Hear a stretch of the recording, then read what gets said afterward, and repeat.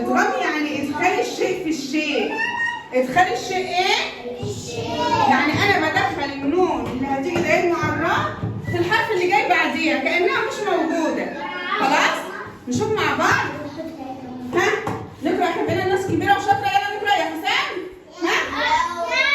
يومئذ يتذكر. انا قلت صح دلوقتي يا ولاد؟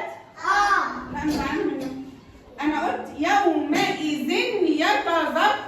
الله، هنا تنوين اهو يا ولاد، تنوين غير متساوي. ها؟ اطلق النون اللي مستخبيه في النون؟ لا. اظهرها؟ لا. امال بعمل فيها ايه؟ بضغطها. اقول ازاي؟ يومئذ يتذكر، يومئذ يتذكر. كيفية ايه؟ عملت ايه؟ ادغمت النون اللي مستخبيه في التنوين، ادغمتها في الحرف اللي جه بعدها اللي هو حرف الياء. خلاص؟